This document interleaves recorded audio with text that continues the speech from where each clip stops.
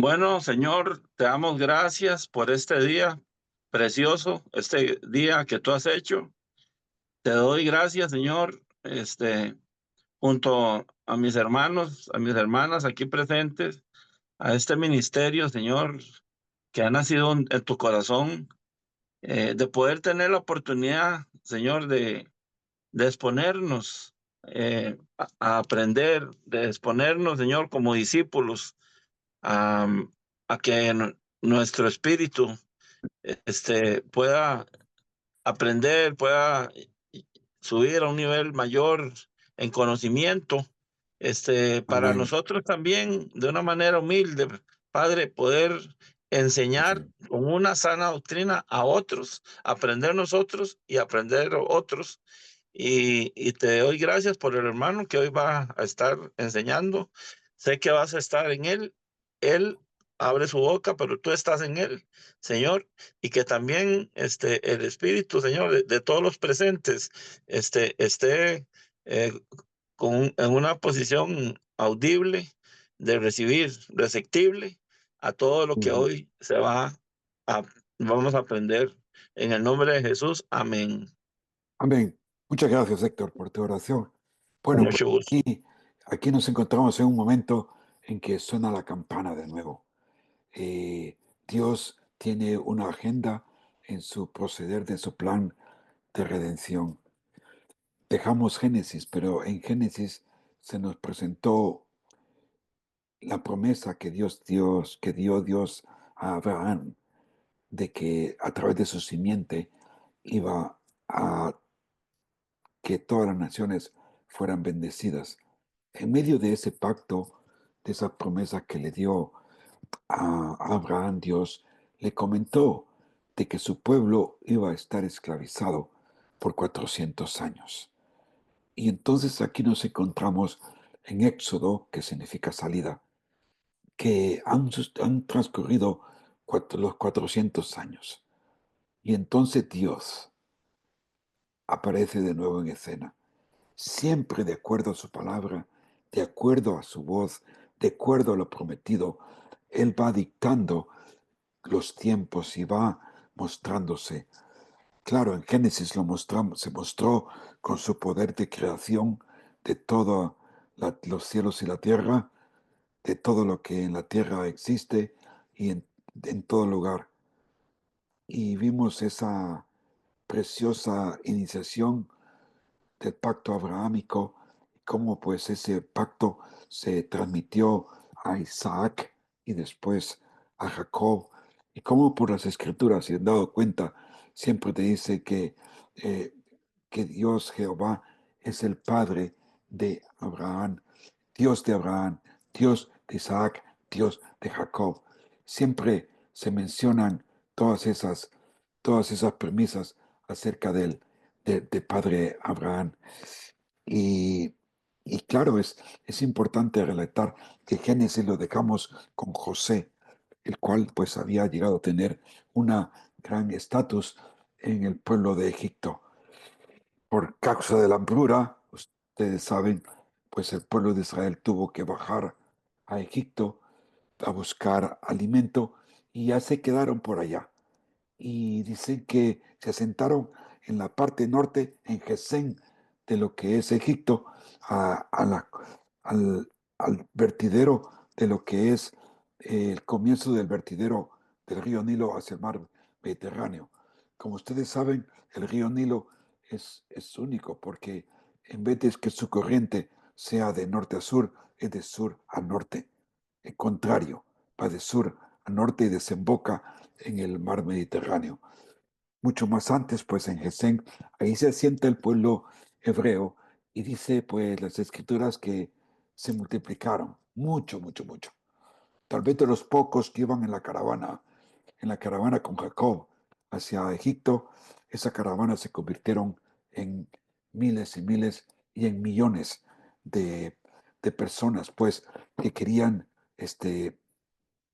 asentarse, ganarse la vida, se acomodaron y de repente pues cambia el gobierno, cambia la política, cambia el faraón. ¿Y qué sucede? Pues ellos necesitan mano de obra, y ven que los hebreos pues les pueden servir como esclavos y así entran esa etapa de esclavitud. No obstante, como vamos a ver, Dios escucha el gemir de su pueblo. Así que este es un versículo clave en el libro de Éxodo, donde dice: yo soy el Señor tu Dios, que te saqué de la tierra de Egipto, de la casa de servidumbre. Es curioso, si se pueden dar cuenta, que a veces en las escrituras siempre dice el Señor: yo soy el Señor tu Dios, el eterno Elohim Yahvé, el eterno Elohim Yahvé. Siempre se repiten esas palabras de una forma y otra. Se cree pues que este libro pues se le aferra a Moisés entre las fechas de 1450 a 1410. El propósito del libro pues es mostrar la liberación del pueblo, dar la ley y construir el tabernáculo. Esos tres aspectos son importantes de poder resaltar en el libro de Éxodo: la liberación del pueblo de Egipto, Dios da la ley en su monte, y la construcción del tabernáculo, aquel lugar donde Dios va a habitar alrededor de ellos. El libro de Éxodo, el libro de Éxodo es una historia conmovedora, llena de eventos trascendentales. Dios manifiesta su poder, demostrando que Él es el único Dios verdadero frente a los falsos dioses egipcios. Y eso es lo que vamos a ver que se muestra con la cuestión de las plagas, ¿no? Que Dios muestra que Él está por encima de cualquier Dios o cualquier aspecto que los egipcios tengan su esperanza. Así que aquí, primeramente, les quiero dar este bosquejo de Éxodo 1 al 18, 19 al 24 y 25 al 40, que tiene que ver precisamente pues con la liberación de Egipto, la entrega de la ley y el tabernáculo. Qué eventos más trascendentales en la vida del pueblo de Israel, y sobre todo también para con nosotros, en todo caso. Así que veamos primeramente esta liberación de Egipto, ¿no? Y es precioso porque recuerden que Egipto es prototipo del mundo de donde nosotros también hemos sido rescatados de la esclavitud del pecado para tener una nueva vida. Así pues también el pueblo de Israel es sacado de la esclavitud con un propósito, para que caminen con Dios. El mismo propósito que Dios tiene para nosotros cuando nos saca del mundo, que caminemos con Él. Entonces el Señor dijo: conozco sus sufrimientos y he descendido para librarlos de mano de los egipcios y sacarlos de esa tierra a una tierra buena y espaciosa, una tierra que fluye leche y miel. Esto también pues se vea en Éxodo, y también Hebreos lo corrobora, ¿no? Dios conoce nuestros sufrimientos también, y Él baja muchas veces a librarnos, a sacarnos. Aún ya de creyentes, siempre Dios busca de ser ese libertador, ese Dios que nos redime. Libertados también para vivir para Dios, no solamente para caminar para Dios, sino que para vivir, que sea una vivencia. Y por eso creo que al pueblo de Israel se le da estas leyes, ¿no? Porque Dios desea que su pueblo tenga una vida espiritual, una vida moral, una vida social que corresponda a su creencia. El Señor descendió sobre el monte Sinaí, a la cima de la montaña, y el Señor llamó a Moisés a la cima de la montaña, y Moisés subió. Dios se acordó de su pueblo, pues. En tercer lugar, pues, este tema del tabernáculo. Porque si hemos de caminar con Dios, vivir para Dios, para adorar a Dios. En otro estudio, pues, traté este tema de la adoración. de cómo se trata de ver cómo Dios es misericordioso con nosotros, habiéndonos dado una nueva vida y sacándonos de donde nos sacó. Pero el propósito de Él es que nosotros ahora le adoremos en espíritu y verdad, así tal como Dios deseaba, anhelaba que su pueblo Israel lo adorara. Y para entonces Él pues le dio el esquemático del tabernáculo. Entonces la nube cubrió la tienda de reunión. Y esto es muy importante. La gloria del Señor llenó el tabernáculo. Así que vamos a entonces ahora a ver un poco de lo que es el relato de Éxodo. En primer lugar, como habíamos dicho en este bosquejo general, liberación de la esclavitud. Israel en Egipto.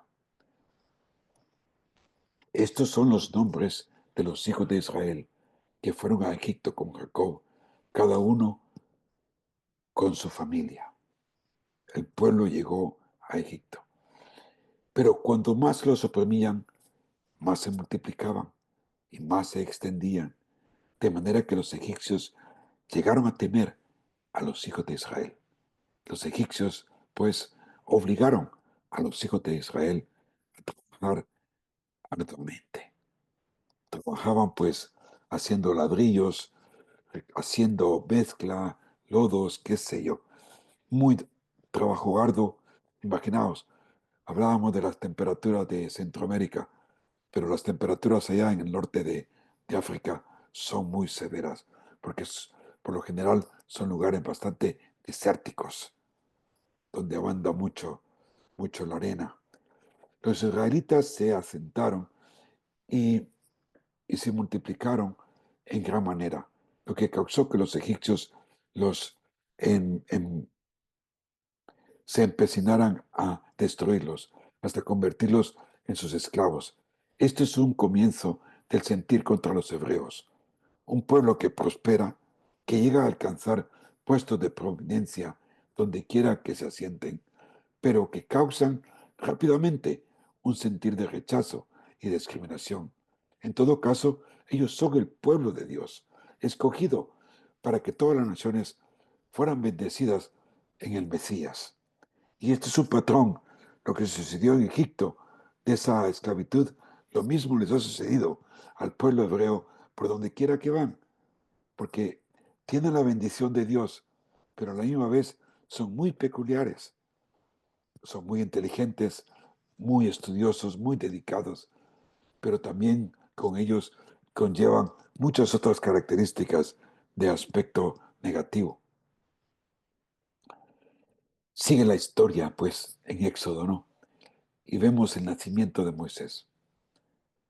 Un hombre de la casa de Leví fue y tomó por mujer a una hija de Leví. Entonces aquí podemos ver a qué tribu pertenece Moisés, a la tribu de Leví, de la cual iban a ser la tribu de Leví los encargados de cuidar del tabernáculo del sacerdocio. Y entonces la mujer concibió y dio a luz un hijo, y viendo que era hermoso, lo escondió, lo escondió por 3 meses. En sí, en general, ¿verdad que todos los niños recién nacidos son tan preciosos, tan lindos? A lo mejor, pues, ya que la Biblia lo resalta, Moisés era hermoso. Y la hija de Faraón bajó a bañarse al Nilo. Y mientras sus doncellas se paseaban por la ribera del río, vio una cestilla entre los juncos y mandó a una criada suya para que la trajese. Estas son las providencias del Señor. Qué lindo, ¿no? Cómo Dios de antemano prepara las cosas para que sucedan, para que al final Él se lleve la gloria. Cuando el niño creció, ella lo llevó a la hija del faraón y vino a ser hijo suyo. O sea, Moisés adquirió los derechos como que fuera hijo de la hija del faraón y le puso por nombre Moisés, que en sí pues diciendo, pues lo he sacado de las aguas. Así que Moisés adquirió gran prestigio porque encontró gracia, por decirlo así, con la hija de Faraón. Pero, ¿qué pasó? Ya crecido Moisés, le sucede esto. Y aconteció que en aquellos días, mira, me encanta la Biblia porque siempre, ya vimos el evento este del agua, de cómo pues Dios sacó, la hija de Faraón encontró a Moisés en una cestilla. Providencia de Dios. Y aquí vemos que, y aconteció, que sucedió, como que ya está todo pues arreglado. En aquellos días, crecido ya Moisés, salió a donde sus hermanos y vio sus duros trabajos y vio a un egipcio golpeando a un hebreo, a uno de sus hermanos. Entonces miró alrededor y cuando vio que no había nadie, mató al egipcio y lo escondió en la arena. Es de remarcar que aunque nuestras acciones parezcan equivocadas, Dios las usa para bien, de acuerdo a su voluntad. Este es un hecho atroz. No, ningún otro lugar, pues, se podría decir, mira, a lo mejor Dios hizo que esto sucediese. No, sucedió porque Moisés lo hizo. Mató el asesinato. Sabemos muy bien que más adelante, pues Dios prohíbe el matar. Y entonces, ¿qué pasa? Dice la palabra de Dios que cuando Faraón se enteró del asunto, trató de matar a Moisés. Pero Moisés huyó de la presencia de Faraón y se fue a vivir a tierra de Madián. Por resaltar, si pueden ver ustedes en un mapa, la tierra de Madián está, está allá en tierra de lo que es ahora Arabia Saudita. Pero estando allá, Moisés se casa y tiene hijo. Dice la palabra en Éxodo, dice, Moisés ascendió a morar, ascendió a morar con aquel hombre. Y él dijo a su hija Sefora, y le dio su hija Sefora a Moisés, y ella dio a luz un hijo. Y Moisés le puso por nombre Gersón, porque dijo, peregrino soy en tierra extranjera. Qué hermoso, ¿no? Ver cómo Dios va preparando, va puliendo, va proveyendo. Se reconocen tres etapas en la vida de Moisés. La primera, la de su nacimiento y vida en Egipto. La segunda es esta, en la que acabamos de leer, su vida en la tierra de Madián, donde conoce a Séfora. Ahora bien, todo esto sucede en los primeros tres capítulos. El resto de los capítulos de Éxodo, hasta el 40, se nos va a narrar esa tercera etapa, en la que, esa tercera etapa en la vida de Moisés, que fue a sacar a Israel de Egipto y llevarlos a la entrada de Canaán. Uno de estos periodos, cada uno de estos periodos se consideran de 40 años. Cada uno.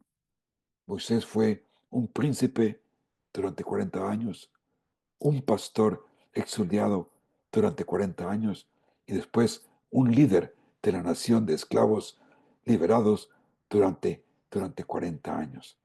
Qué hermoso, ¿no? De príncipe a pastor de animales a un líder, un siervo que lleva al pueblo de Israel hasta Canaán. Hemos visto pues esa parte de la historia muy interesante, muy bonita. He resaltado algunas cosas pues teológicas en todo esto, pero llegamos a un momento crucial. Dios se encuentra dispuesto a dar otro pacto, en lo que el pacto de Abraham fue unilateral, es decir, que comprometió única y exclusivamente a Dios, que Dios iba a hacer posible que, que a través de la simiente de Abraham todo el mundo iba a ser bendecido, ahora aquí se dirige a hacer un pacto bilateral. Es decir, va a haber una relación entre Jehová y el pueblo de Israel. Y los dos van a entrar en ese pacto. Fijaos lo que dice la Escritura. De nuevo la palabra aconteció. Y aconteció que pasado mucho tiempo murió el rey de Egipto. Y los hijos de Israel gemían a causa de la servidumbre. Y clamaron. Y su clamor, a causa de su servidumbre, subió a Dios. Oyó Dios su gemido. Y se acordó Dios de su pacto con Abraham, Isaac y Jacob.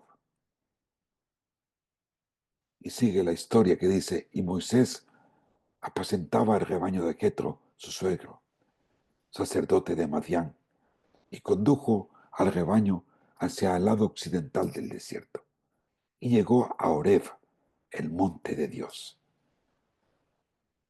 Es interesante que, según estudias tú, qué lugar precisamente, pues, se encuentra este monte. Según, pues, la tradición actual, lo ubican en la península del Sinaí, al sur, donde, pues, sí hay un monte que se llama Sinaí, y ahí, pues, por lo general se cree que sucedió todas estas cosas. Mis estudios personales no me llevan ahí, me llevan a otro sitio, no precisamente esa parte sur de la península del Sinaí, sino que nos encontramos aquí, Horeb, al lado occidental del desierto, no en la parte sur o central de una península, sino que al lado occidental del desierto. Llegó a Horeb, el monte de Dios, y se le apareció el ángel del Señor en una llama de fuego, en medio de una zarza. Y Moisés miró, y aquí la zarza ardía con fuego, y la zarza no se consumía. Entonces dijo Moisés, me acercaré ahora para ver esta maravilla, porque la zarza no se quema. Cuando el Señor vio que se acercaba para mirar, Dios lo llamó de en medio de la zarza y dijo, Moisés, Moisés. Qué interesante, ¿no? Dios, de la misma manera, se presentó a Pablo. ¿Cuántas veces le llamó? 2 veces. Saulo, Saulo, ¿por qué me persigues? Aquí dice, Moisés, Moisés. Es una manera peculiar, como que Dios dice, oye, tú, Samuel, Samuel, presta atención. Curioso, ¿no? Y él respondió, heme aquí. Entonces él dijo, no te acerques aquí, quítate las sandalias de los pies, porque el lugar donde estás parado es tierra santa. Y añadió, yo soy el Dios de tu padre. Wow. Refiriéndose a Abraham, yo soy el eterno Dios, el Elohim de tu padre. La forma en que Dios actúa es de acuerdo a su plan redentor, y este era el momento, el tiempo indicado para continuar con su plan. Dios había dicho a Abraham que iban a estar esclavizados por 40 o por 400 años. Y así había sido. Ahora Dios seguiría adelante con su plan de sacar a su pueblo de la esclavitud y traerlos a la tierra prometida. Y en medio de todo esto, Dios ya ha venido preparando a un hombre para ejecutar su plan de liberación. Solo Dios es capaz de hacer esto, pues solo Él es soberano, es decir, Elión, el Altísimo Dios que está sobre todas las cosas. Moisés es este hombre a quien Dios está preparando para ejecutar esta misión. El sacado de las aguas. Podemos ver cómo Dios protegió a Moisés desde su niñez, porque Dios tenía un plan para él, y así también lo tiene para ti. Milagrosamente llevado hasta el lugar de la hija del faraón y ser criado no solo bajo los cuidados de su propia madre biológica, sino también con todos los cuidados de Egipto. Llegar a ser príncipe de Egipto. Pero también es de resaltar que solo el cuidado y la instrucción moral y religiosa guardó a Moisés de que fuera influenciado a adorar a los dioses de Egipto y de seguir sus costumbres. Y sobre lo que fue inculcado, se le inculcó el amor para con su pueblo hebreo y para con su Dios, Yahvé. Podemos ver cómo en su corazón se encendía una llama para cuidar por ellos. Y casi se quema, ¿no? Y Moisés se ve obligado a huir a una tierra que Dios en su providencia lo llevará para enseñarle las artes de pastorear ovejas y darle familia, donde aprende mucho de su suegro Jetro. Moisés es llamado por Dios para una tarea ejemplar en la historia, no solo para Israel, sino también para todos nosotros. ¿Conoces tú cuál es el llamado que Dios tiene para tu vida? Espero que sea así o lo estés descubriendo. Porque como tú ves, Dios opera a través de todas las etapas de nuestra vida. Veamos un poco, pues, de lo que es el llamado y el enviado de Moisés a Egipto. Dios en la zarza ardiendo. Moisés es el protagonista principal del libro y el hombre quien fue testigo de eventos maravillosos. Fue capaz de estar con Dios en una relación muy íntima. Dios le revela que tiene que volver a Egipto para liberar a su pueblo. En medio de todo esto, Moisés muestra a Dios lo incapaz que él se siente. ¿No es esto un común denominador con todos nosotros? Somos inclinados a poner excusas en nuestro servicio a Dios. No obstante, este momento de su experiencia en el monte del Señor es donde nos encontramos con la revelación de Dios como el yo soy, es decir, el Dios que vive por siempre. ¿Quién es? En Dios no hay tiempo, existe por sí mismo. Así pues, Moisés ha de decir a Faraón que yo soy, lo ha enviado para rescatar a su pueblo de sus manos. Moisés iba a necesitar toda la ayuda necesaria. Además, la autoridad de Dios delegada lo iba a acompañar a Aarón y sobre todo le da una vara por medio de la cual iba a ejecutar grandes milagros, tales como convertir el río Nilo en agua, ¿no? Es tremendo todo esto. Sigamos adelante. Dice las Escrituras, veamos este pasaje que nos dice. Y el Señor dijo a Moisés, cuando vuelvas a Egipto, mira que hagas delante de Faraón todas las maravillas que he puesto en tu mano, que yo endureceré su corazón de modo que no dejará ir al pueblo. Entonces dirás a Faraón, así dice el Señor, Israel es mi hijo, mi primogénito, y te he dicho, deja ir a mi hijo para que me sirva, pero te has negado a dejarlo aquí. He aquí, mataré a tu hijo y a tu primogénito. Y esto es lo último que Dios hace en las plagas, ¿no? Que vamos a ver más adelante.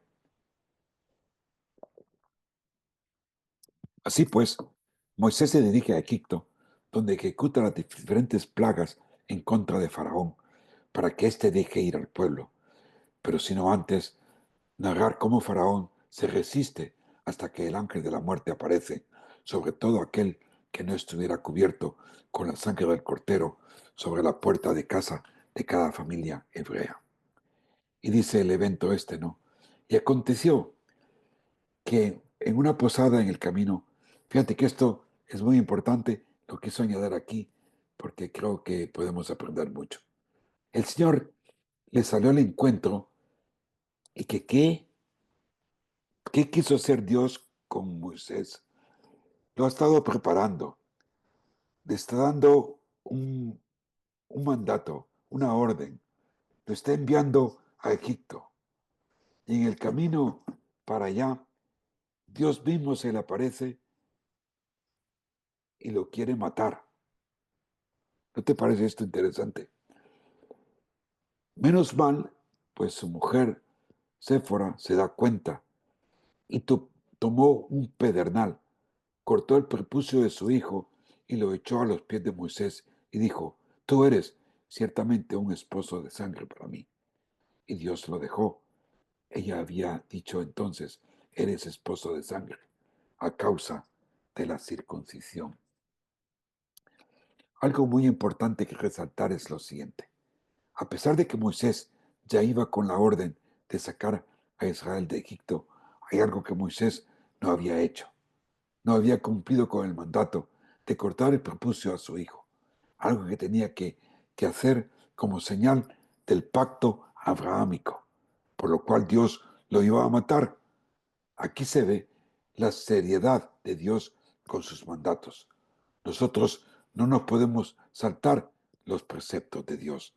Lo que Dios dice, eso es lo que va a suceder de acuerdo a su palabra. Entonces llegamos a Israel, Moisés en Egipto. Y aquí suceden las plagas, ¿no? Interesante. Pero Faraón dijo, ¿quién es el Señor para que yo le escuche su voz y deje ir a Israel? No conozco al Señor y además no dejaré ir a Israel. Entonces se volvió Moisés al Señor y dijo, oh Señor, ¿por qué me has hecho mal a este pueblo? ¿Por qué me enviaste? Pues desde que vine a Faraón a hablar en tu nombre, él ha hecho mal a este pueblo y tú no has hecho nada para librar a tu pueblo. Entonces, es curioso cómo el corazón de Faraón se endurece. Según van pasando las plagas, él se ve más negativo a querer dejar ir a Israel libre. Y existen pues 10 plagas diferentes que Dios muestra. El agua del río Nilo se convierte en sangre. El corazón de Faraón se endureció y no lo escuchó tal como el Señor había dicho. Sabes que los brujos o los brujos que tenía Faraón hicieron lo mismo. Este milagro como queriendo decir, mira, también nosotros tenemos poder para hacerlo. Luego viene el de las ranas. Dios mata a las ranas, pero Faraón sigue endureciendo su corazón. Luego viene la plaga de los mosquitos, piojos o pulgas. Este es el dedo de Dios, pero el corazón de Faraón se endureció. Plaga número 4, las plagas de las moscas. Sigue Faraón endureciendo su corazón y no deja salir al pueblo. La peste del ganado, pero el corazón de Faraón se endureció y no dejó ir al pueblo. La plaga de las úlceras, y el Señor endureció el corazón de Faraón y no los escuchó. El granizo, y se endureció el corazón de Faraón. Hay gente que entre más ven los milagros y las cosas de Dios, en vez de buscar de Dios, más lo rechazan. Los ateístas, aquellos que no creen en Dios, no quieren verlo por ningún lado. Por más cosas milagrosas que Dios haga, el corazón de ellos se endurece. No lo quieren ver. A lo mejor tú tienes algún familiar, algún pariente, algún amigo, que por más que se le presente el Evangelio, dicen que no, que no, que no. Y entre más, lo que recibe son rechazos. El pago de las langostas, o en otras palabras, los saltamontes, nunca había habido tantas langostas, porque cubrieron la tierra y la tierra se oscureció.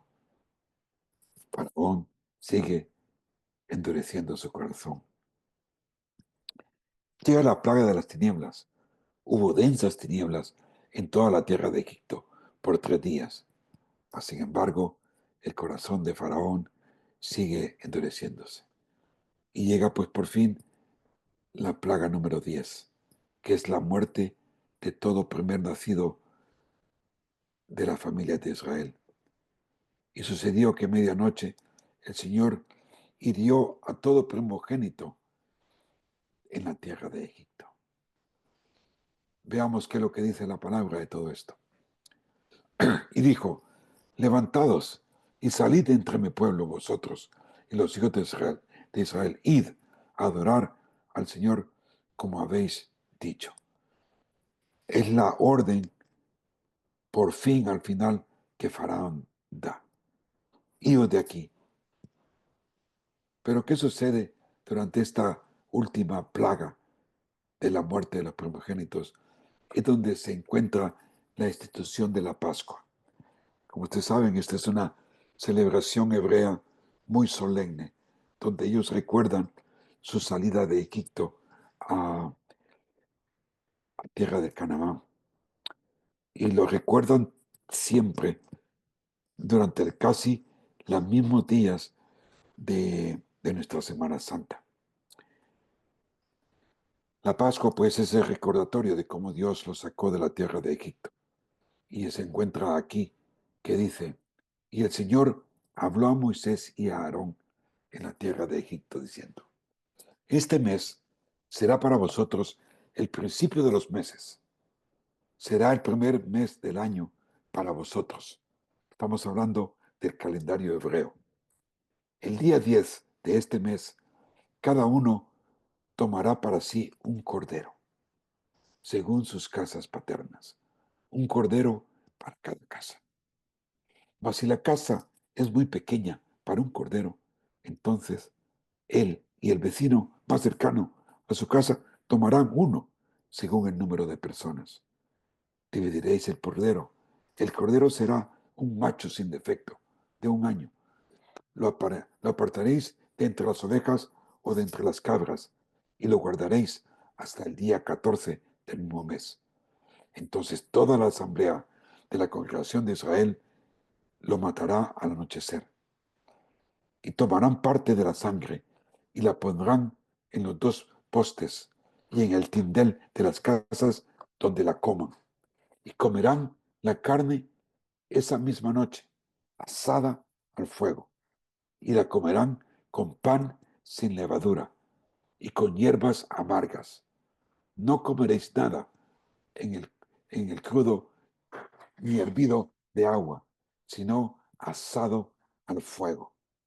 Es la Pascua del Señor. Qué hermoso, ¿no? Sabes que durante el mismo momento en que Jesucristo, nuestro Cordero, estaba siendo crucificado, esa misma noche también se habían matado infinidad de corderos, porque ese viernes se estaba celebrando la Pascua hebrea. Para todo el correr de sangre de tanto cordero, y la misma vez el verdadero cordero estaba derramando su sangre por ti y por mí. Porque esa noche pasaré por la tierra de Egipto y heriré a todo primogénito en la tierra de Egipto, tanto de hombre como de animal, y ejecutaré juicios sobre todos los dioses de Egipto.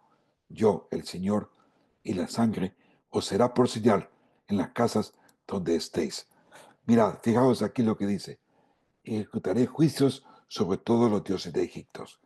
Cada una de las plagas que vimos antes representaban diferentes dioses egipcios, en los cuales Dios les quiso hacer ver, ves, yo soy más poderoso de cualquier creencia que ustedes tengan. Yo, el Señor, y la sangre os será por señal en las casas donde estéis, y cuando yo vea la sangre, pasaré sobre vosotros. Y es la misma, es la palabra que se usa para Pascua, es que significa pasar sobre. Así mismo, si a ti te ha cubierto la sangre de Cristo, pues la segunda muerte no va a suceder si es que no te has ido en el arrebatamiento, porque Dios ya te ha cubierto de esa segunda muerte. Hermoso, y cuando yo vea la sangre pasaré sobre vosotros, y ninguna plaga vendrá sobre vosotros para destruirlos cuando yo hiera la tierra de Egipto. Y este día os será memorable, y lo celebraréis como fiesta al Señor. Lo celebraréis por todas vuestras generaciones como ordenanza perpetua. Y tal vez alguno de ustedes dice, bueno, ¿y por qué no celebramos nosotros esta fiesta? Bueno, por eso mismo, porque es una fiesta judía, hebrea, es dada para los hebreos, no para nosotros. No obstante, a nosotros somos partícipes no de este pacto de la ley que se va a dar más adelante y de esta conmemoración, pero nosotros somos parte de un nuevo pacto profetizado por Jeremías 31:31. Es el nuevo pacto que Cristo hace con nosotros. Y ese es el que celebramos, ese es el que recordamos cada vez que nosotros en nuestras iglesias pues nos postramos a recibir de la mesa del Señor. Estamos recordando, haciendo memoria de cuando el Cordero de Dios dio su vida por nosotros, cómo Él partió su cuerpo y su sangre fue derramada por nosotros. Eso lo hacemos con una conmemoración constante que debe de hacer pues toda la iglesia de Dios. La Pascua, la Pascua representa a Jesucristo en su mayor esplendor. He aquí que se nos da el cuadro que solo aquella persona que está cubierta con la sangre de Cristo será salva de la muerte eterna. La sangre de un cordero tenía que ser pintada en los postes y dinteles de toda casa hebrea. Solo así el ángel de la muerte pasaría de largo. De allí el nombre Pascua. Aquella noche fue de gran mortandad y Faraón así lo sufrió. Pero solo así el pueblo hebreo pudo dejar Egipto atrás. Así también nosotros, solo cuando la sangre de Cristo nos cubre y nos limpia de toda maldad, es que podemos dejar las cosas del mundo atrás. Egipto es un símbolo del mundo y tiene que quedar atrás en nuestras vidas. Jesús es nuestra Pascua, según 1 Corintios 5:7. Dios ejecutó juicio sobre todos los falsos dioses egipcios. Dios mostró que solo Él es Jehová, el único Dios que existe por siempre para siempre. La Pascua marca el sello de Dios sobre Israel. Dios lo libraría de Egipto para que ellos fueran el pueblo de Dios. Ellos tenían que siempre recordar de dónde Dios los había sacado y de ahora en adelante Dios sería su protector, el que los guarda y proveerá para ellos. Así que Israel sale de Egipto. El tiempo de los hijos de Israel vivieron en Egipto fue de 430 años. Y sucedió que al cabo de los 430 años, en aquel mismo día, todos los ejércitos del Señor salieron de la tierra de Egipto. Moisés llegó a ser profeta, libertador, digestador y mediador. Así que, según salen de Egipto, se encuentran con el mar. Eso me hace recordar a mí que la vida del cristiano, Dios te saca de la esclavitud del mundo. Pero eso no quiere decir que todo es color de rosa después de eso. En toda vida de todo cristiano pues hay dificultades, tormentas, tribulaciones. Y esto pasa con Israel. Extendió Moisés su mano porque estaba el mar sobre ellos, ¿no? Y cambió el mar en tierra seca. Y fueron divididas las aguas. Y los hijos de Israel entraron por el medio del mar en seco. Sacar a relucir en esto que, según algunas teorías modernas dicen que lo que sucedió fue que el mar se, se quitó de en medio, o sea, es como una marea baja, que hubo una marea baja, la parte donde estaba el pueblo quedó seca, ellos pasaron y después subió la marea, según muchos los estudiosos modernistas. Pero a mí me encanta leer esto porque dice que las aguas fueron divididas y que Israel marchó en medio del mar, en seco, y las aguas que eran como un muro, las aguas eran como un muro a la derecha y a la izquierda. Entonces, ¿a quién voy a creer? ¿A los teólogos modernos o a la Biblia? Yo me quedo con la Biblia. Entonces los egipcios reanudaron la persecución y entraron tras ellos en medio del mar, todos los caballos de Faraón, sus carros y sus jinetes. El Señor sembró la confusión en el ejército de los egipcios y entorpeció las ruedas de sus carros e hizo que avanzaran con dificultad. Entonces el Señor dijo a Moisés: extiende tu mano sobre el mar para que las aguas vuelvan sobre los egipcios, sobre sus carros y su caballería. Y eso fue lo que pasó, ¿no? Ustedes ya muy bien saben todas estas historias. El abrir el mar en dos columnas de agua, por medio de las cuales el pueblo de Dios iba a caminar en tierra seca, y asimismo sucedería que las aguas iban a caer por encima del ejército de Faraón y ahogarlos, quienes iban persiguiendo, tratando de matar al pueblo de Dios. Solo la mano de Dios es capaz de hacer cosas, pues este tipo de cosas.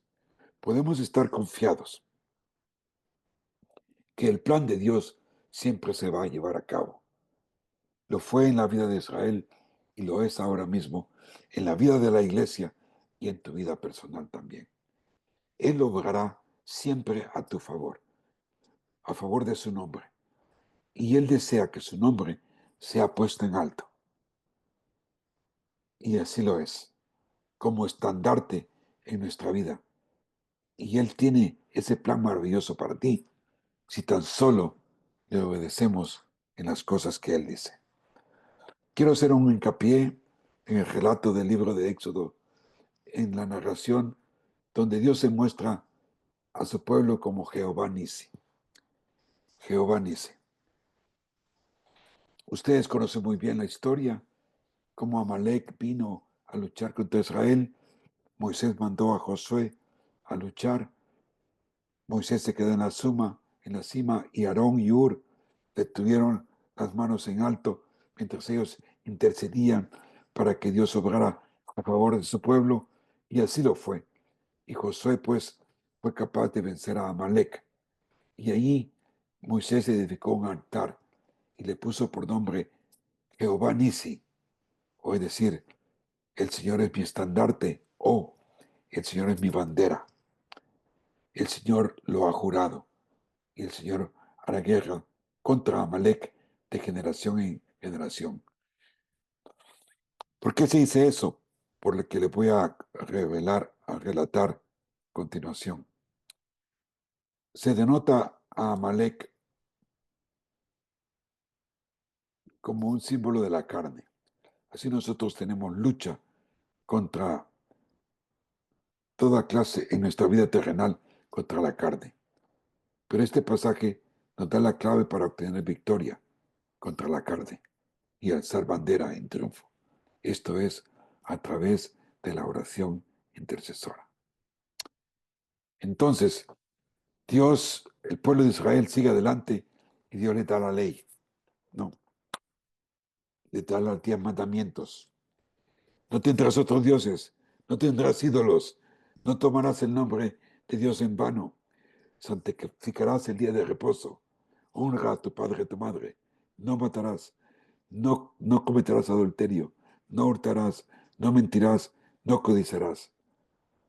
Esta es una ley social, moral, de cómo comportarse con Dios y cómo comportarse con sus vecinos. Si te das cuenta, Los primeros cuatro leyes tienen que ver con tu relación con Dios y las otras tienen que ver con tu relación con tu prójimo.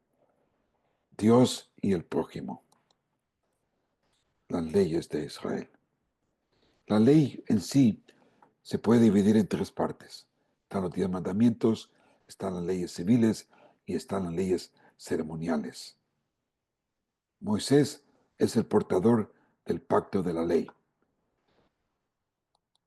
En el monte de Dios es donde se ejecuta el pacto de la ley, basado en los 10 mandamientos, donde Dios promete bendiciones si los obedecen y maldiciones si los desobedecen. Es una cosa recíproca. Lo importante de este pacto es el hecho exclusivamente con el pueblo de Israel, lo que le convierte en un pacto condicional. Si me obedeces, si obedeces una cosa, si no, no. Que depende de la obediencia. Esto es muy importante para nosotros, los portadores no del pacto de la ley, sino del pacto, del nuevo pacto. Por nuestro pacto con Cristo, nosotros no estamos bajo el rudimento de la ley, pues Cristo cumplió la ley por nosotros. Y hemos entrado en un pacto no condicional, sino que es incondicional, porque es Cristo el que ejecuta. Es decir, Él promete una nueva vida a través de su obra en la cruz. Allí el sello del nuevo pacto, donde Cristo entrega su cuerpo y vierte su sangre en el pacto de la ley o mosaica, como también se le conoce, estaba regido por normas, reglamentos que los obligaban a continuamente estar haciendo sacrificios por sus pecados. Nosotros no tenemos que hacer eso, puesto que Cristo hizo un único sacrificio por nosotros. Nosotros hoy obedecemos por amor, porque su Espíritu nos motiva a obedecer. Dios, por medio de su gracia, nos hace hacedores, hacedores de su ley escrita en nuestros corazones. Nosotros tenemos algo mucho mejor de lo que tuvieron los israelitas. Y llegamos a la tercera parte, ya casi para terminar. El tabernáculo, precioso lugar, un lugar donde Dios va a residir, va a estar, va a vivir, va a marchar con ellos en el lugar santísimo, va a yacer Él. Y todo esto, pues, que ves en este dibujo, pues están las paredes hechas de cortinas. Hay una sola entrada por la parte este. Está el altar de bronce, está el altar de lavado, es como una agua donde ellos tenían que bañarse continuamente. Aquí en este lugar es donde sacrificaban a todos los animalitos continuamente por la mañana y por la tarde, ofrecían pues estos holocaustos al Señor. Y aquí dentro pues estaba dos sitios, el lugar santo y el lugar santísimo. En el lugar santo pues estaban tres, tres elementos muy importantes que son los panes, la mesa de los panes de su presencia, estaba el candelabro y estaba el incienso, el altar de incienso. Y en el lugar santísimo pues se encontraba el arca del testimonio de Dios. Dentro del arca, como vamos a ver, se encontraban tres instrumentos, tres elementos que eran los 10 mandamientos, las tablas. Encontraba la vara de Aarón que había reverdecido y se encontraba un jarro de maná, que nos habla pues de la provisión de Dios, del orden de Dios y de los mandatos de Dios. El deseo de Dios es que siempre ha sido habitar entre su pueblo. Dios quiere habitar contigo. Él desea ser el centro de nuestra adoración. Su deseo es que nos volvamos a Él en gratitud y servicio por nuestra propia voluntad. Él pudo haber hecho robots, pero no, pero creó al hombre a su imagen y con libre albedrío. Dios desea comunión, desea intimidar con nosotros y hacernos ver lo majestuoso que es Él y sobre todo que lleguemos a entender más y más su obra redentora. Sí, ahora que Israel ha salido de Egipto, de la esclavitud, y de la adoración de tantos dioses ajenos, ahora Dios se propone no solo dar a su pueblo una manera y conducta para vivir, sino también cómo es que deben adorarle a través del tabernáculo, un lugar de reunión, un lugar donde Dios viva en medio de su pueblo. Es importante destacar que es precisamente esto lo que Dios busca con nosotros, los creyentes del Nuevo Testamento. Dios quiere, por decirlo así, taberculiar con nosotros. Y es lo que podemos ver en Juan, que dice, Jesús respondió y dijo, si alguno me ama, guarda mi palabra, y el Padre lo amará, y vendremos y haremos con él morada. Esta palabra morada significa también habitar o hacer tabernáculo, hacer tienda con él, porque Dios quiere tener esa gran intimidad con cada uno de nosotros. Morada aquí es la palabra tabernáculo. Piensa en lo maravilloso que es que el Santo de Israel viva dentro de nosotros y Él ha tomado presencia en nuestro espíritu para que seamos verdaderos adoradores en espíritu y en verdad. O que de acuerdo, o qué acuerdo tiene el templo de Dios con los ídolos, porque nosotros somos el templo del Dios vivo. Como Dios dijo, habitaré en ellos, haré tabernáculo en ellos y andaré entre ellos y seré su Dios y serán mi pueblo. ¡Wow! Qué tremenda promesa, ¿no? Espero que estemos deleitándonos de esa relación con Dios. Con todo esto en mente, veamos los distintos elementos del tabernáculo. En Éxodo, Dios habitaba en el tabernáculo y los guiaba con una columna de nube durante el día y una columna de fuego durante la noche. Para nosotros en el nuevo pacto, Dios habita, hace tabernáculo dentro de sí. Él es nuestra guía, Él es nuestro fuego, Él es nuestra fuerza, nuestro vigor. Dios se manifiesta de gran manera entre el pueblo de Israel para manifestar, para manifestar su gloria. Me adelanté demasiado, perdón. Para manifestar su gloria, que es la presencia de Dios entre su pueblo. Mira, esto es muy importante. Dios habitando en medio de ellos.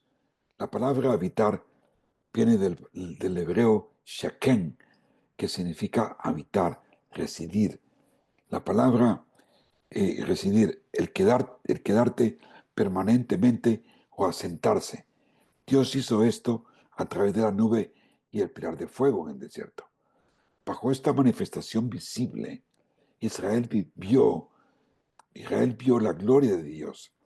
Y a esto se le fue llamado el Shekinah, la gloria, Shekinah, gloria, la visible presencia de Dios, revelando su gloria a través del fuego o una luz brillante, así como fue como Jesús en el monte de la transfiguración en Lucas 6 y con Pablo en el camino de Damasco, una luz resplandeciente. Dios es luz, ¿verdad? En la historia del pueblo de Israel se construyeron 4 tabernáculos o templos, de acuerdo a las instrucciones dadas por Jehová en el libro de Éxodo. Y estas construcciones fueron, primero tenemos el tabernáculo construido por Moisés, ahí tienen la fecha. Luego está el templo de Salomón, tienen la fecha. Luego fue reparado por Josafat y renovado por Joás en estos años. Pero este fue destruido por los caldeos en el año 586. Luego del templo de Salomón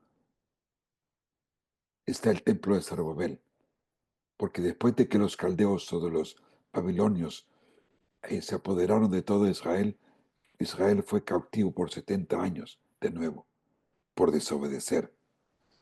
Luego son liberados y hay varias incursiones de regreso a Jerusalén. En eso está pues el templo de Zorobabel. en el 518. Este fue profanado y desagrado por Antíoco Epífanes en el año 662 a.C. y después fue tomado por Pompeyo en el año 62 a.C., fijaos. Ahora, después del Zorobabel está el templo de Herodes. Saco a relucir esto porque es donde estaba la presencia de Dios. Tenía el pueblo de Israel un lugar donde adorar a Dios, donde ofrecer sus sacrificios, sus ofrendas. El templo de Herodes. El templo de Zorobabel fue renovado por Herodes el Grande. Alrededor del año, fíjate, solamente 20 años antes de Cristo, se había reconstruido el templo de Zorobabel por Herodes. Por eso se llama el templo de Herodes. Cuando Cristo entró a Jerusalén, estaba ese templo, que luego fue destruido por los romanos, por Tito, en el año 70 después de Cristo, fue destruido ese último, ese último templo. Ahora, hay un tabernáculo celestial que nos espera. Según Apocalipsis dice, entonces oí una gran voz que decía desde el trono, he aquí, el tabernáculo de Dios está entre los hombres, y él habitará entre ellos, y ellos serán su pueblo, y Dios mismo estará entre ellos. ¿Por qué? Porque Dios mismo es todo el tabernáculo. Y eso es algo pues increíblemente bonito. Entonces, después de esto, tenemos las distintas partes del tabernáculo. Al principio estaba un gran atrio, donde se encontraban pues estas tres partes importantes. La puerta. Situado al este, lugar único, Jesús dijo, yo soy la puerta. El altar de bronce, donde usado para expiar pecados y la congregación. Cristo es nuestra expiación. El lavado. Jesús es nuestra agua de vida. Luego tenemos del atrio, se pasa, como les decía antes, al lugar santo, donde se encuentra la mesa de los panes en levadura o de su presencia. Jesús es nuestro pan de vida. El candelabro, la luz. Cristo es nuestra luz. Dios representa luz. El altar de incienso. Jesús intercede por nosotros, que son las oraciones a Dios. Les representan al Espíritu Santo. Luego, dentro del lugar santísimo, pues se encontraba el arca, que contenía, como les decía, los mandamientos, la vara de Aarón que reverdeció y una jarra de maná. Y esta es la presencia de Dios. ¿Sabes que Dios quiere que tú pues experimentes o vivas esa presencia de Dios todos los días? Había una cubierta por encima de este arca o ataúd o sarcófago. Y en la tapa tenía dos ángeles mirando hacia abajo. En la Biblia encontramos allá en Juan que Jesús es nuestra propiciación que cubre el pecado. Él nos cubre el pecado para que podamos intimidar con Dios. Estos son dos dibujos más acerca del tabernáculo. Aquí ven el lugar santo y el lugar santísimo. Esta arca se tenía que transportar siempre usando estos dos barras que estaban a su alrededor a pie. Entonces, fijaos esto, para caminar con Dios se requiere seguir los pasos del tabernáculo. En primer lugar, tenemos que entrar por la única puerta de acceso, y esta es Jesucristo. Él es nuestra puerta. Luego tenemos que pasar a confesar nuestros pecados para que nos limpie de toda maldad. Y así, a lo largo de nuestra vida, tenemos que seguir confesando nuestras culpas y mantener una vida santa frente a Dios. Este es el altar de lavado, santificación. Solo así estamos listos para tener comunión con Dios y así descubrir la belleza que hay de vivir en la luz, siendo alimentado por su palabra.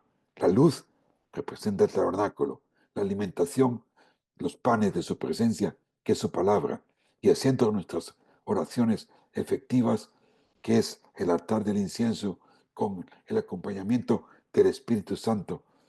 Ahora, lo más espectacular de todo esto es que ahora tenemos acceso directo al trono de la gracia, es decir, al lugar santísimo, donde podemos llegar en todo momento oportuno para que su presencia nos cubra con su gracia, misericordia y paz.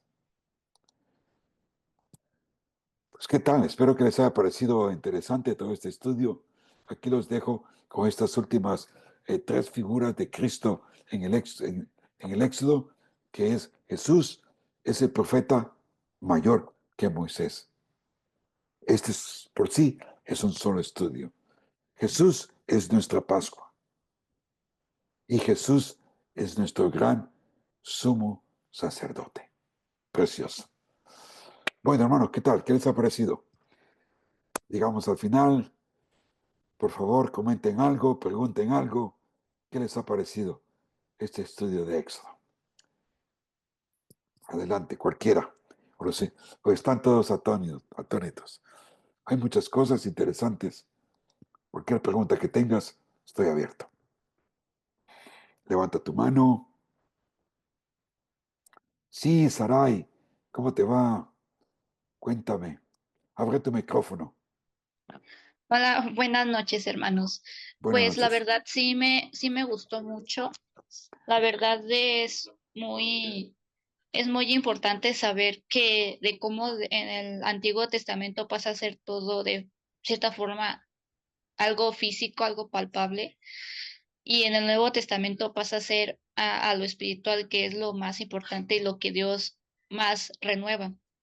Así es. Recuerdo cuando en su crucifixión, en el momento de la crucifixión, hubo el temblor y el templo que estaba en ese entonces, recordemos que se rasgó la cortina que dividía el lugar santo del lugar santísimo. Ujú. Entonces es muy lindo saber que mediante Jesucristo tenemos acceso directo con Dios, Así es. porque el sumo sacerdote nada más podía pasar al lugar santísimo solamente una vez al año, y para eso tenía que súper prepararse muy bien. Sí, Y ahora pues solamente redimidos por la sangre de Cristo podemos entrar a la presencia del Padre sin sufrir ningún daño. Y todo lo contrario, podemos recibir su gracia. ujú. Sí, muy bueno, Sarai. Estoy contigo. Amén, amén, amén, amén. A todo lo que has dicho. Precioso. Gracias por compartir eso. ¿Alguien más que quiera compartir algo de todos estos eventos del Éxodo?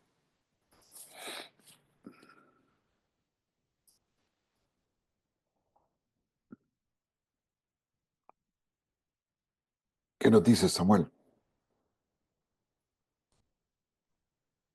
Bueno, pues no, pues todas las referencias siempre están desde el Antiguo Testamento, lo que iba a suceder con el sacrificio de Cristo, todo lo que Jesucristo es, por ejemplo, si hablamos del lugar santo, está el pan, Jesús es el pan de vida, está el Sí, candelabro, Jesús es la luz del mundo, y así sí, tenemos cada referencia a Jesucristo dentro del tabernáculo y en todo lo que pasó en estos libros que estamos estudiando, Éxodo, Levítico, Números y Deuteronomio. sí. Muy interesante ver cómo la persona de Cristo se ve por todo lo que es en el Antiguo Testamento. Sobre todo para nosotros los creyentes, es fácil verlo, ¿no?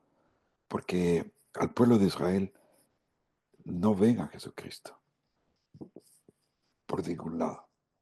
Totalmente están ciegos. A pesar de que ellos lo hacen,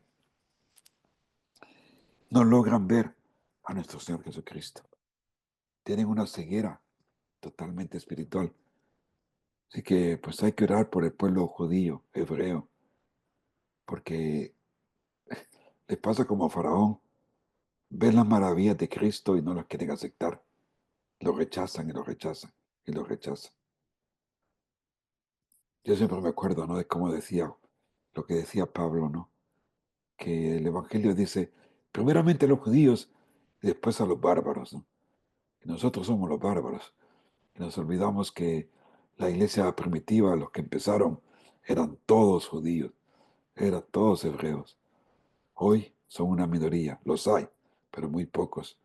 Pero este pueblo, pues, que Dios había seleccionado, pues, eh, pueden ser partícipes también del nuevo pacto. No solo de ese antiguo pacto que ellos viven, sino que de este nuevo pacto en Cristo Jesús. Muy bien, uno más para terminar. Alguien que se atreva a compartir algo. Pastor, soy yo, Mirna.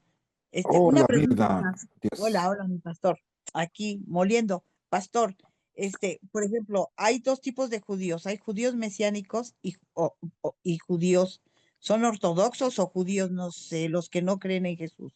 Porque tengo entendido que los judíos, mesiánicos ya creen en el Mesías, ya creen en Jesús, ¿no? Por Ujú. eso le pregunto, pastor, a ver, sáqueme de la duda, ¿sí? Bueno, hoy día pues hay muchas variaciones y derivaciones.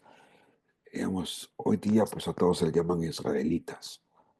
Eh, por lo general pues se ha denominado el término judío a todo el pueblo de Israel también, aunque en un principio se denominó del pueblo hebreo de la parte sur, Israel, Judá, pero sí, hoy día se llama pues los judíos mesiánicos aquellos que han llegado a creer en Jesucristo. Y dentro de Israel están los judíos liberales, judíos ateístas, y están los judíos ortodoxos, que son los más que se ven por la calle, ¿no? Vestidos de negro, con su pelo rizo, con su sombrero, o con su tapa sobre el cráneo. Esos son, sí, judíos ortodoxos y viven ellos, pues, bajo los reglamentos de la ley. Son muy rituales. Ellos desean y esperan reconstruir un templo, ya que desde que Cristo se fue, pues no ha habido templo en Israel. Y estos hebreos pues están con muchos deseos de reconstruir el templo. Tienen mucho poder social, económico en el ambiente de Israel, de su vida de Israel, pero son parte de todo lo que se le llama hoy día Israel. Israel es muy diversificado. Bien difícil decir, soy de estos, soy de aquellos, pero los ortodoxos sí son muy bien reconocidos. Es lo que te puedo decir, Camila. Gracias por tu pregunta. Ok, pastor, muy amable, gracias. ¿Quién más? Si no, pues le pasamos el micrófono a Roberto. Si tiene algún comentario también, a Roberto Méndez, para que nos vaya despidiendo. De agradecer la presencia de cada uno de ustedes. Los esperamos la próxima semana. Me da mucho gusto. Ana González parece que se unió de El Salvador. Bienvenida, gracias por estar allí con nosotros en esta noche. Espero que te haya gustado el estudio y que estés con nosotros la próxima semana también. Bueno, hermanos, que Dios me los bendiga a todos. Ricardito, ¿se encuentra por ahí? Aquí estamos, hermano, ¿me escucha? Claro que sí, hermanito, claro. Pero a ver si nos bendice con la oración final, hermano. Sí, mi hermano, con mucho Gracias. gusto. Le damos gracias, Señor, por esta gran aventura de estudiar Éxodo, Señor, de aprender mucho más, Padre, y de estar más comprometidos con el Señor. Y gracias, Padre, por las enseñanzas del hermano Roberto y la colaboración de nuestro hermano Roberto también. Y gracias por el trabajo que realiza 5E, capacitándonos para que compenetremos más en la palabra del Señor. Esto nos fortalece y nos enseña muchas cosas que vamos a ir a compartir con otros que no lo conocen. Señor, te pido por cada uno de los que estuvimos presentes y por aquellos que no pudieron estar en esta clase, para que derrames bendiciones. Bendice a todo el equipo de 5E. Bendice a cada una de las hermanas y hermanos que hemos estado en clase. Y te suplicamos, Padre, por nuestras necesidades, para que en tu bendito tiempo le vayas dando respuesta a cada una de ellas, Señor. Sí, Gracias Señor. infinita por tu amor, Amén. por tu bendita misericordia y tu perdón, Señor. Y nos ponemos en tus manos, alistándonos para la próxima semana para seguir estudiando, Señor. Todo lo ponemos en tus benditas manos, en el nombre de tu Hijo, nuestro Señor Jesucristo. Amén.